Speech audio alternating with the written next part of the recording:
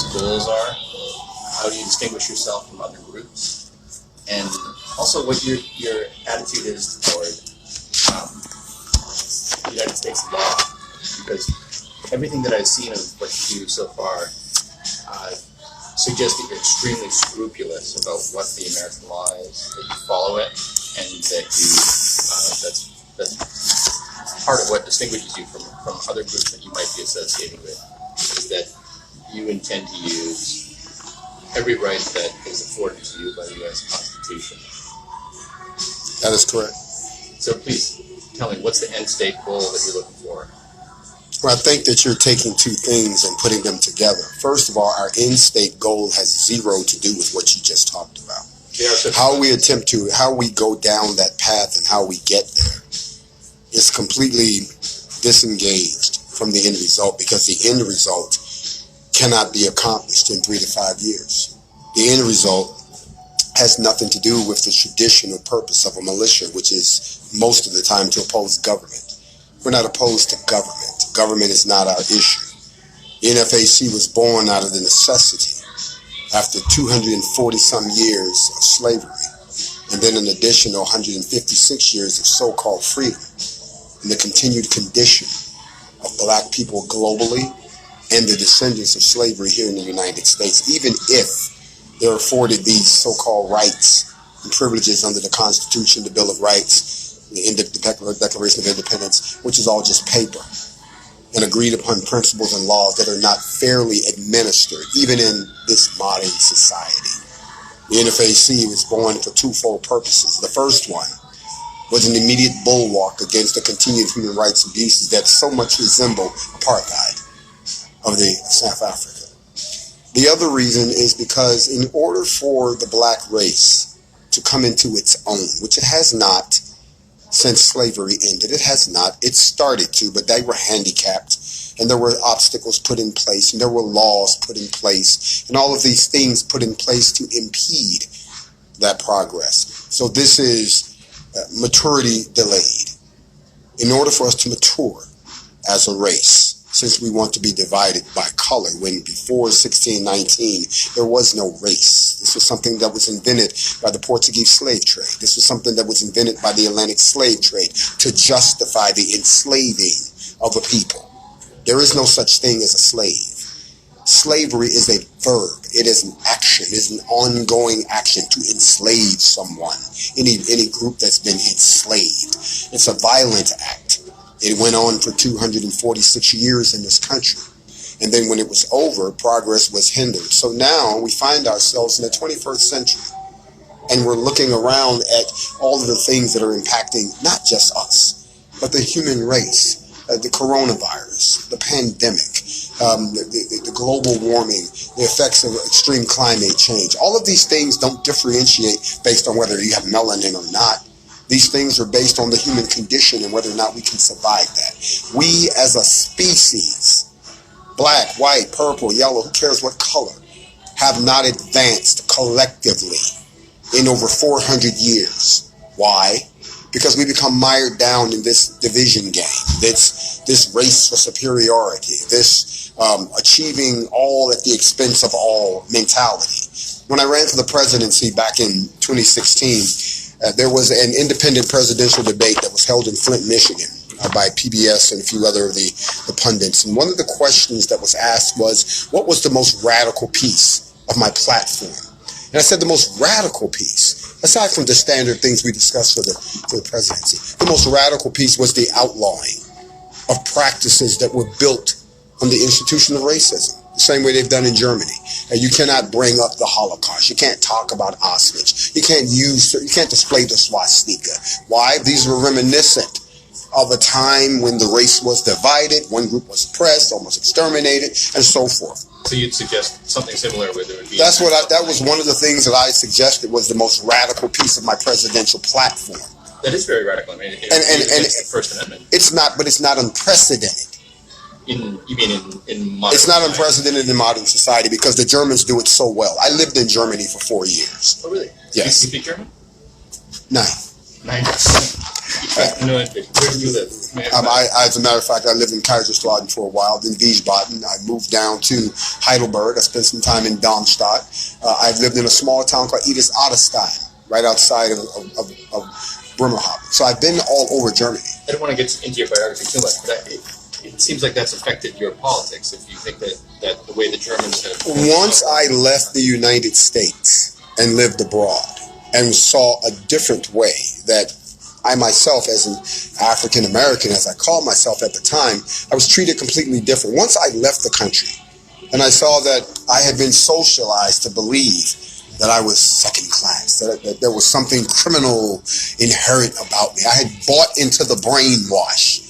But to go overseas and to be treated with the utmost respect that I was not used to be told that I'm not black, I think that was it was a redefining moment for me. When someone who was from Africa in Europe told me that you're not black, I am black.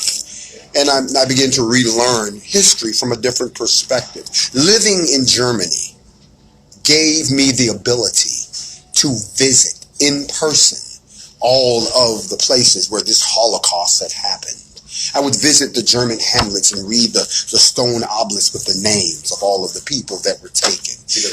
I've gone through the paperwork of requesting permission to visit Auschwitz as a soldier. I've seen these places, so I understood the impact of what that Holocaust did to them and what they had done to recover from it. Everything from monuments, States, for example. Well, not just that. What I saw and I'm going to keep saying this over and over again, is I actually saw a genuine effort by society to restore and repair those people who were the victims of this Holocaust. I watched how the West rebuilt West Germany, which was beautiful at the time. And everything was perfect. I mean, I can't say it was a perfect society, but what they had done, they had poured so much money into it, rebuilt the infrastructure, the trade was excellent. There was this huge American military presence, 250,000 soldiers in a place that small. Why? To prevent it from happening again. But if I can understand, do you think that Germany started to reckon with its past properly in the United States? No, they didn't. Germany, when the wall came down, everything went to crap. And anyone who lived there knows that. Yeah. I'm being an American. I was just caught in the middle. I was having a ball, but I was a soldier, and soldiers received an utmost level of respect from the German nationals. There was no display of any type of negativity toward us, not by Germans. Come back here. No, I just said not by Germans. When I was overseas, Turks hated us, and I never understood why. But I didn't care to know why. They were violently oppressive against us. They hated us. Against Americans, not blacks, Americans. As a matter of fact, I learned a lesson overseas. That is, overseas, they didn't split us by color. They split us by nationality. They would blow you up because you were American. They didn't give a damn about your skin color. Or they'd blow you up because of your religion. They didn't give a damn about your skin color. That was something new for me. I had people who hated me, and I'm like, is it because I'm black? They're like, no, you're American. And I had to think, well, what the hell did the Americans do? So I had to relearn world history. A lot of this reminds me of, James Baldwin wrote this essay about moving to Switzerland and Paris. Yes. And an amazing essay in discovering who he was by going overseas. It sounds like you had a similar kind of experience. I not only had that experience, but I also had the experience of sitting back and watching the United States from a distance. When Rodney King happened, I was not in this country. I was in Germany. I was in the military when it happened, and I remember how they didn't let us. We never saw the video. We just saw snapshots and the sanitized version that reached the military. Because they did not want us, they didn't want the black soldiers to respond. So I didn't really get the whole story of Rodney King until I came back to the States. There's a gap in my mind. There's a period when I wasn't here for 4 years. So I'll be sitting around and someone will bring up something, or someone will, a song will come on. I say, hey, I like that. And they're looking at me like, dude, where have you been? That's old. I'm like, no, this is new. No, I realized there was a time when I was out of the country and I looked at America and I looked at how they treated each other from afar, from a completely different culture, a culture I could have stayed in I could have given up my U.S. citizenship and just stayed there. I could have gone to Morocco. I could have gone to Egypt. I was in Sinai. I could have stayed there. But I valued my citizenship in the United States so much. I was still in the mindset that the United States was the greatest country and that I was a member of the greatest military and that I was totally Americanized. Yet when I went overseas, I got a relearning of history. I got to touch it, feel it, taste it, read the books. I got a chance to sit back and go, I've been told just what it is, his story, when I really don't know world story. And was there a particular moment when you realized that the story that I've been told is not the only story that one can hear? No, there's no moment. It's a gradual awakening. People tend to have this false perception that you are who you are from 1 minute to the next, from 1 minute to the next hour, from that hour to the next week, from that week to the next year. And I say this all the time.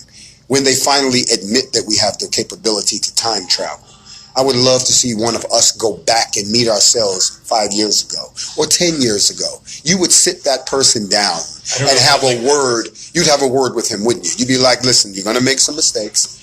You got to stop doing this. You're an idiot for doing that. Don't marry her, and play this number. We have to evolve. If we're not evolving, then what are we? Then we're not human. So there is no aha moment. Even in this journey I'm in right now. That's why, folks, don't go back and look at me 5 years ago. I've evolved. Don't look at me 10 years ago. I have really evolved. And if you look at me 20 years ago, there's no way you can make the connection of how I went from that to this, because you should be in a constant state of evolving. Exactly. So there was no one moment when I woke up and said, I've been taught wrong. It was more so like, okay, this is out of place based on the mosaic of mentality that has been ingrained into my mind. I now need the other pieces of the puzzle. I didn't go visit the death camps because I was curious. I went because I needed the rest of the story. Because what I had been taught here didn't teach me any of this. For instance, when I was in Germany, no one taught me that there were Americans who built the death chambers, designed them. Nobody told me that it was American companies that made their uniforms. Some of those companies are still in business today. No one told me that all the fuel that the Nazis used in their blitzkrieg and all of their came from America, that America invested more in Germany for them to sit here and be self-righteous about the Holocaust that was perpetuated against blacks, yet act like they're so sorry about what happened in Germany, so they're paying reparations, but won't even have a conversation about having reparations for what happened in this country. I want to get back to talking more about America directly, but did you go to Auschwitz and find this information out on your own visit, or yes, was it from reading? No. Also, it was at the camps. You saw the... I read, and then I wanted to see. You see, and I'm not going to dig, and this is one of the talking points that I've stressed. This is not about me. This is not about trying to poke holes in who I am. I'm just a mouthpiece who sees the moment in history. But in my past, I was fortunate enough to attend a school for the gifted. And this was a school where we learned about it and then we went to see it. So I'm an analytical, critically thinking individual. I got to get all the facts together. I don't jump to conclusions. Is that here in Cincinnati? I'm not from Cincinnati. I'm not from the Midwest. Okay. I told you, we're not going to dig into who I am. You won't get that from me. You'll get this conversation in this current point in time of where we are right now to discuss the things you asked to discuss with me. That's fine. I'm not that interested in like where you personally came from, but I do want to have a sense of where your ideas come from. And part of that's your my ideas come from living and growing up in the United States of America as a black man, whether it be through scholastic experience, whether it be through military experience around the world, whether it be through activism experience, whether it be through experience in the corporate world, whether it be through, there are so many different parts that make us who we are. So it's kind of hard to peg an individual into a mold like they try to do a lot of people. I am multifaceted. I guess that's one reason why NFAC is so interesting is that it seems to be it's picking up pieces of this, of that, and bringing them together in a way that I've not seen before. Correct. And so getting a sense of what that genealogy is, what the different things that have come together are. You named a few that I actually didn't expect you to say. Corporate world. I don't know how important that is. But I interrupted you before you finished talking about your education and the doing and learning. What's the same principle? The principle is there's only so much information in books. If the topic of discussion is available, go see it. Go touch it. There are kids today who will never know what it's like to take your nose and place it on the North Tower of the World Trade Center. They'll never know what it's like to stand there and watch as it was built and then see what was left of it when it came down and then see what they've replaced it with and have dinner at that new tourist attraction they have at One World Trade, or know what it feels like to stand there as a presidential candidate right next to Hillary Clinton, soon to be President Trump, and everyone else as a candidate. They'll never know those things because they're recorded in books. But I can say I was there. I smelled it. I touched it. I felt it. And that's the kind of education that I've had. Can I ask you, is there one experience that you wish every American could have? Like that? Maybe even just a tactile experience that might educate them about what they should really know about the world? I don't believe that there's any one experience that would galvanize that particular train of thought. I believe that there are a series of situations that can occur within your life that can put you on a path for yearning for a clearer understanding of where you came from, where we came from, and where we're going, where we should be, where we are, and where we could be. Once that fire gets lit, once that fuse is lit, then you're on your way. That's like a sense of ambition or possibility. I wouldn't call it ambition. As you said, as you so eloquently stated, I'm taking many different things and pulling them together. So it's not as simplistic as saying, yes, you can be ambitious about it. But then again, where's your sense of curiosity? It has nothing to do with ambition. Where's your sense of discernment for the truth? Where's that? Where's your indignation at realizing you've been mistaught? You see, there are many different things that can come together to propel you down this road. For some folks, it is blind curiosity. But then again, suppose you find out something that requires an emotional response. There are many people who can't figure out the NFAC because they keep trying to simplify what motivates us. Oh, they're all about hatred. Oh, they're all about overthrow. Oh, they're all about... You're missing the whole boat. You're just looking at the lights on the control board, where I'm looking at the whole thing. I nominated an experience holding and firing a weapon and being properly trained in using it. That's an experience that it seems like if everybody had, they would have a better sense of their responsibility in the world, their responsibility as a member of the community. You can censor this out of this interview, but that's bullshit, and I'll tell you why. Because you can be as properly trained on a weapon as we can train you. We can show you all the basics of basic rifle marksmanship, BRM as we've called it. But there's one thing we can't train you to have, and that is control of your emotions. The emotional makeup of an individual determines how they respond to certain situations. That's why there's an old saying, never say what you're going to do until you have to do it. There are a lot of people who talk tough and say, this is what I do in this situation. Really? Okay. Let me throw you in the lion's den and see exactly with what you said works. So when you start talking about weapons responsibility, when you start talking about gun handling and so forth, you cannot exclude the human factor. I think there was a story not too long ago, about a month ago, you probably remember this, you're a reporter, where they had one of the guys who was on the Presidential Honor Guard. The guy fell out in the hot sun, face down, bow. Nobody helped him. The other guys kept standing there. And people were like, they're not going to do anything? Well, what would you have done? You're under orders not to move, no matter what happens. You've got the situation that happened out in California recently with the Marines and the amphibious craft. 9 of them died because the water got in and it sank. You know, a lot of people say, well, if it had been me, I would have jumped out. How do you know they didn't try? You don't know what happened. Human emotions kick in when it's unexpected. So you can't expect people to act like robots when you hand them weapons, which is one of the biggest challenges that I have of having a half military, half civilian militia. Emotions is the one thing that we have to keep in check. But you said you can't train someone. You can't train someone to manage the emotions that are built into their personality. All you can do is try to screen them out so that they don't become a problem. Just recently, I lowered the age of admission into the NFAC from 21 to 18 with a stipulation. The stipulation is that if you try to join us and you're between the age of 18 and 20, you will have to undergo what we call a maturity check. You're going to have to be evaluated by a bunch of old guys like us. You know what I mean? And if we think you need to go sit at the kiddie table, you cannot be a member. You're not stable enough. You're not mentally developed enough.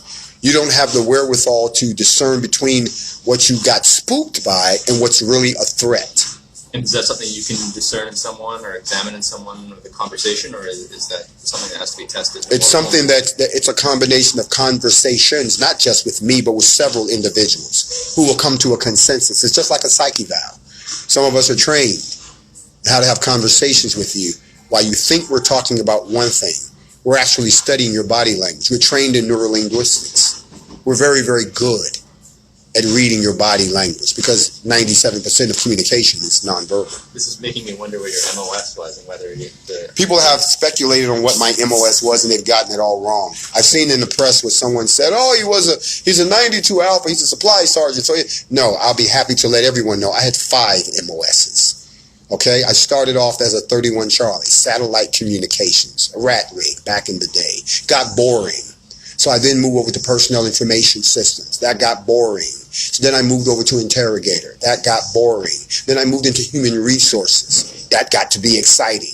I can see the interrogator in you right now. You're good at it.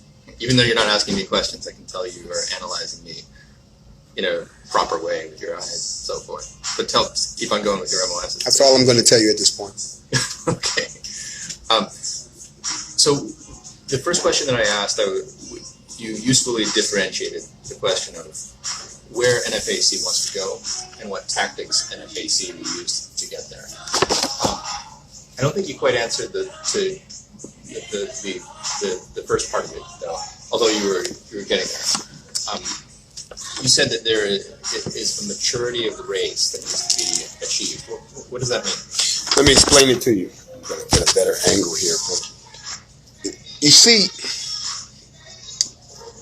and I don't mean to offend you. You probably will, but go ahead. Good. That's why I do a show called Facts Over Feelings, because we don't care about your feelings. Your feelings have no value here. You can offend me, but I can take it. Okay. Thanks, Ray. Thank you.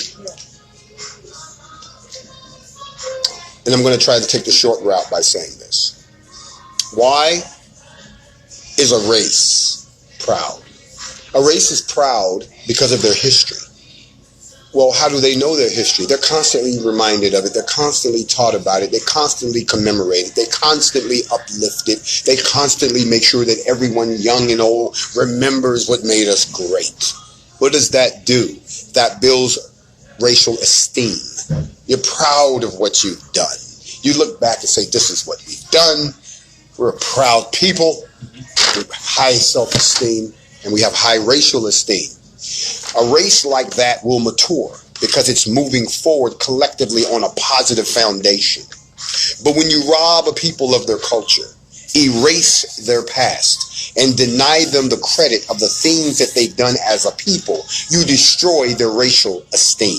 Once the racial esteem has been destroyed, now they think they've done nothing. They've gone nowhere. So they begin to think lowly of themselves. Now all of a sudden they're not concerned with the things that would move them forward to make them competitive in the world stage. Now they're just kind of the guy who sleeps on your couch that doesn't go home until you have to throw the couch out with him.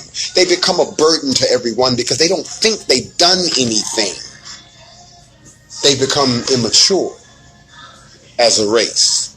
In order for the black race to reach the heights that it should be in the 21st century, we must first rebuild the racial esteem. How does that work?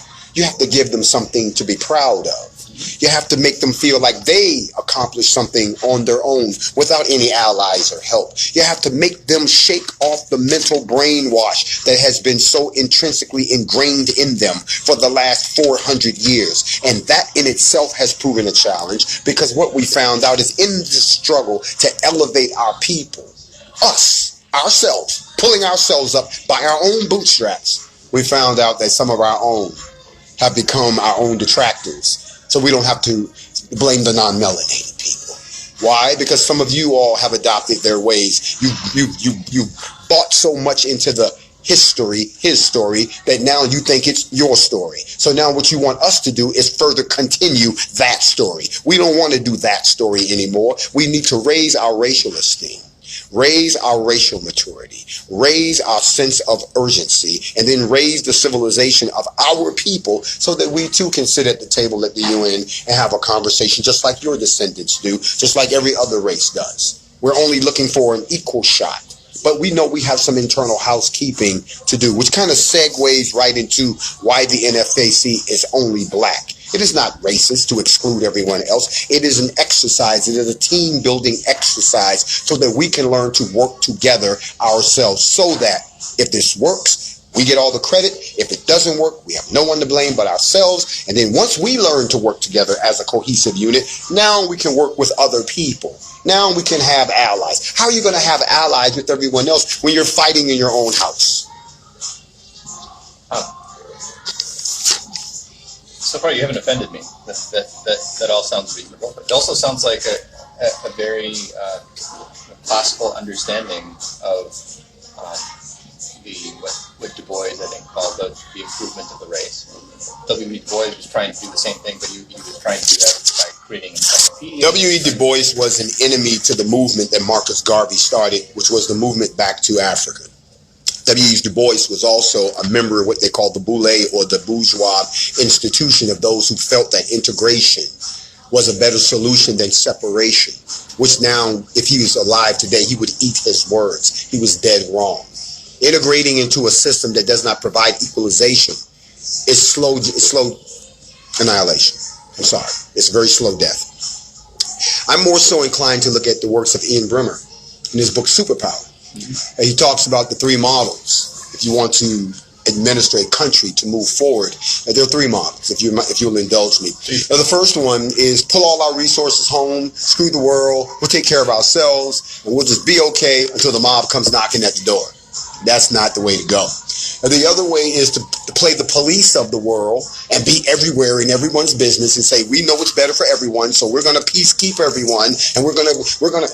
You don't want to do that either, because then, just like Rome, you overextend yourself and you will collapse eventually. The last example, which is the most influential of all, I'll give you a card so you can pull that out. and that is to find like-minded countries like yourself, like-minded individuals, and form a coalition, and then collectively move ahead to improve the entire race of all of those in that coalition, so that even the weakest one is strong as everyone else, and then we can move ahead together. Those three models are laid out in his book for anyone who would seek the presidency. These are three models that the United States would have to adopt to move ahead in the paradigm of the entire world. The United States so far has adopted the second one, which is why it's killing itself right now, trying to maintain. That's the ancient Rome. The ancient Rome, the balloon. We control all. We know what's best for everyone. Well, but the world. Number 3 is the winner? Number 3 is the winner. You form a like-minded coalition with like-minded countries, and you move forward, and everyone else can benefit from whatever comes out of that coalition. That has yet to be attempted on this planet, because it would mean a redistribution of wealth, a redistribution of land, a rewriting of laws, a redefining of the boundaries of certain cultures, and the admission that we're not all going to get there together unless we begin to pull everybody together. And we as human beings are inherently selfish. A child doesn't want you to play with their toys. Nations don't want to share theirs either. There are some nations that are more cooperative than others, though. That's where your coalition comes in. And the coalition, so that's a model of how nations can flourish. Yes. It's not the model that the NFAC follows, though. right? The NFAC doesn't follow that model because first of all, we're not a nation. The NFAC doesn't follow that model because we're not trying to build a coalition of like-minded countries. The NFAC is involved in the very, very preliminary steps of nation building, not state building. There's a difference. We're not trying to establish an area here within the United States that can become the 51st state that we actually have some vested ownership in. We know that that's not going to happen. We're not that stupid. But what we are interested in is the liberation of all of the descendants of the Portuguese and Atlantic slave trade. Those that are willing, not by demand, not by force, but those that are willing to go somewhere and build an ethno-nation of our own to determine the course of our people for the next 200-300 years. That doesn't mean that everyone else loses. It means that another country is born. You see, as I've said so many times before, when something happens to any other race in this country, there's a country out there that speaks up for them that we've got to explain some things to. You hear black people talk about reparations all the time, yet I'm the first one to tell them you can't pay reparations to a color. You don't pay restitution to a color. You pay it to a country. So unless you're willing to go through the steps of declaring yourselves a liberated country without a land, you're a man without a country, but you still got a flag and you still got an identity and you still got the papers recognized by the world court, then you are now a liberated country. Then you can go down the path of either moving somewhere where you can stand up a country the same way they built up Israel, okay? Or you can actually go into a conversation with the United States that maybe, just maybe, they'd be willing to carve out some sovereign land for this nation of 57 million people, which is bigger. Oh, let me sign that for you. Okay. No, I love it.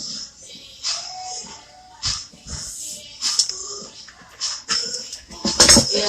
Thanks very much. Which is bigger than 123 out of the 196 countries that sit at the table of the UN. We're a nation within a nation already. We've already got $1.3 trillion that we throw away every year. Now, internal group economics, a declaration of a liberated nation, and then the proper steps through, as you said before, we're working within the confines of the construct of the law, not just U.S. law, international law. We're working within international law. So when you see this here, the United Black Kemetic Nation, this is not a slogan. These are paperwork that we've already filed. And as of June 26th of this year, those actions were already approved. But we still have to have a demonstration of this population. And you need to have space, right? Or like physical space. You suggested for a second there that maybe you could have something before physical space was held, and then it could be carved out later on. No, that's not what I said. Okay. That's not what I said. I said that you can have these folks exist as they exist right now. You, in fact, have a nation living within the confines of the United States. A colony within a nation. You've got, well, no, not a colony. I detest that term, and anyone who Not says, my term, but well, yeah, right, colonization, replace that with invasion. Okay, anytime you occupy a space where someone else lives, that's an invasion. Okay, it can be a soft invasion, or it can be a hostile, violent invasion, but it's still an invasion and an occupation. And it's not something new. There are places all around the world that are occupied by races that invaded them long ago. And now the original inhabitants are ancient history. So what we're talking here is it's a legal action that takes us from being freed slaves and descendants of slaves in a country that classifies us by color, denigrates us by race, to a place where we are citizens of our own country, where we can make our own laws, have our own financial institutions, our own military, our own trade. Whether we're good or bad, at least it's ours. Yeah.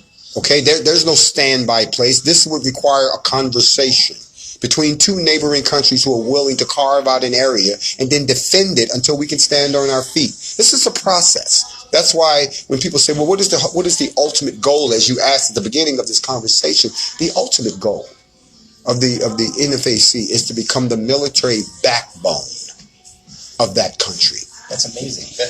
And it's been a while since as you saw from my business card, I teach in the political science department, and there is an international law process for this to happen. That is correct.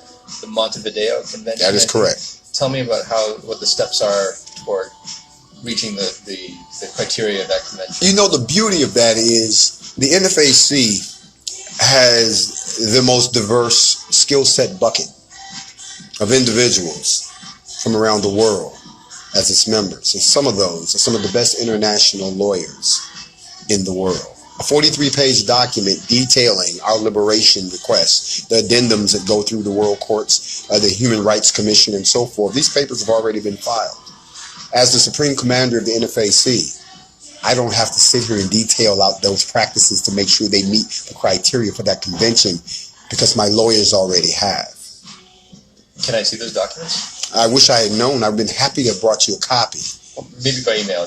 I'd be happy to point you toward a copy. I would love to read that. I think you'd find it to be interesting reading. And UNPO, are you part of that? Yes. Have they recognized you? That's what we're waiting on. That's why we have to have the demonstration of population. And we're doing that in the spring of 2021. I'm assembling 1 million legal gun owners in one place. In one place. So like a 1 million man march, but armed. That is correct. That will be... It will be historic. I hope to observe it. I'm pretty sure you will. I mean, with my own eyes. You tell me where it's not. You can't hide 1 million people. That'll be in the United States, I take it. It will be in the United States. And the goal will be to demonstrate that there are people who want their homeland, that there are people who are ready to administer their homeland and ready to interact with other states, nations as equals. Correct. And also has the capability to defend that homeland to some degree. Let me give you an interesting fact. If you look at the size of the armies of the top 5 nations in the world, the ground armies are somewhere around 1.5, maybe 1.9 million. That includes the United States. If I assemble 1 million legal guns, I have the 5th largest ground army on the planet. I think that's a pretty significant indication of a population that can put forth this many folks. Then I think you might want to pay attention to what we do next. And those 1 million people, they'll be coming from beyond the borders of the United States? No, the demonstration of the population has to be the population of the liberated nation, which are within the confines of the United States. There are 57 million of us here. All I want is one. But the ultimate ambition, though, is to unite people from the entire descendants of the victims of the transatlantic slave trade. The NFAC is a global coalition. It's funny because when we start looking at the numbers that we encompass globally and the efforts that we're involved in globally, then the numbers explode exponentially. You're absolutely right. The NFAC is not just in the mouth of the people here in the United States. The NFAC is in the mouth of the people in Nigeria, Namibia, the People's Republic of the Congo, Mozambique, South Africa, Angola. These people are screaming our name while they're resisting whatever is going on there. The name of the NFAC. I'm sorry? You said they are saying your name. Of course they are. But the name of NFAC specifically that you have. They're affiliated. I see. So they're not part of the coalition yet, but they are part of the coalition. So they are NFAC then. Yes. And they're in how many different countries at this point? We don't tell you all the countries we're in, but you asked about this coalition. I'm just giving you some hot spots right now where the reason that they're hot is because that's part of the unification process. You see, there not only must be a unification, there may have to be a purification. There may have to be some sanitizing of some areas in order for those people to rise above whatever's oppressing them. You've got to remember that France is taking in an enormously large amount of money out of Africa. It still does. Oh, yeah. And a lot of those countries, they're not third world because they're underdeveloped. They're impoverished because of the debt that they have to the British and to the French. That would have to be destroyed in order for those people to raise up to their true standard, to become viable players in the international market because of the vast resources they sit on that are currently mined by the United States, by China, and everyone else. That has to come to an end. I'm glad that we're talking about this because most of what I've read about the NFAC seems to put you on an equal footing with these bunch of hairy white guys from hunting. Consider the source of your information. Well, my source is you. Now, No. I'm- You said most of what you understand about us puts us on the same footing as those folks. That doesn't come from us. That is created by the media. That is a false perception put forth by the media because it is human nature to try to put something in a box that you're familiar with rather than realizing you're looking at something brand new. Well, that's why I'm here, is because I could tell that there was something else that was going on, and now I know a bit more about the ambition of it and the intellectual framework that's creating it. Sure. So here I am. Let's talk about how you get there. What you're doing right now is what the public face of what you're doing is when are you sending us out? Yeah, we're kind of taking it. I understand. Wrap it up. Okay, we'll wrap it up then. What we see you doing now is showing up at what we could just broadly say are media flashpoints when there is a case, in case of injustice, when there is a march, your presence is noted. Is that how we should be thinking about what your tactics are right now, or is that just like the visible part of the iceberg, and there's much more? I think that it's actually threefold at this. First of all, the right to exercise your constitutional rights has never drawn any attention before. When white people did it, when black people do it, all of a sudden it's drawing attention. Well, that speaks to the sorry history of this country. We don't have to dig into that. You and I already know that history. You're a political science teacher. You understand that. But at the end of the day, the other piece is it's the tip of the iceberg. A stronger response requires a stronger response. As the police have become more militarized, as racism rears its ugly head again in this new era, as tensions rise and the racial environment deteriorates, then you are the reaction. We are the reaction to that, just like in any other country. They're going to make us move. So Sure. If you don't mind, I'll keep asking you questions while I pack up. Not a problem. Sure. You know, when I talked to some of my editors about your group, they said, these people sound like they're the nightmare of white supremacists. And I sort of thought, yes, that's true. Also, yes, that's a compliment to them. Also, though, as I've learned more about what you said here, it sounds like if people knew more about you, they would be, do you think, more or less concerned about you from their perspective? I would say that once they take the time to learn about us, and this is what they're doing, they're less concerned. Less, really. I get letters from people who have seen me on some rather controversial conservative talk shows where they tried to come with those talking points and I've dismantled them. And then I've gotten letters saying, when I first heard about you guys, I thought you were, but after listening to you and figuring out what you guys are really about, I actually agree with what you're saying. You know, I just wish I could be an ally at a later date. You know, and that's what they'll say. I mean, but let me give you the second part. But to white supremacists, to those who are racist, to those who believe that things should be rolled back, we are their worst nightmare because of the fact that we're equally armed or outgunning them all together. They can talk all the smack they want. They can make all the jokes they want. But the truth of the matter is, in the 5 times that the NFAC has shown itself, no one has aggressed us. No one has taken a shot at us. No one has made that move because we stay within the confines of the law. You're more disciplined. Just like the police do. It's self-defense. No one has crossed that line with us. So it really doesn't make me a difference what other groups think, whether they're white supremacists, other militias. They can talk all day, but not one person has taken the opportunity when we've given it to them 5 times. Because they're afraid to, and they respect what they see, I think. Would anybody in their right mind? No. Let's walk out if you don't mind. Sure.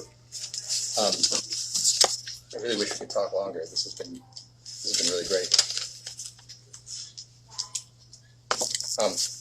Do you have time, or is there a place we could sit down for a bit, or I'm sorry for these people who are working here who need to go home.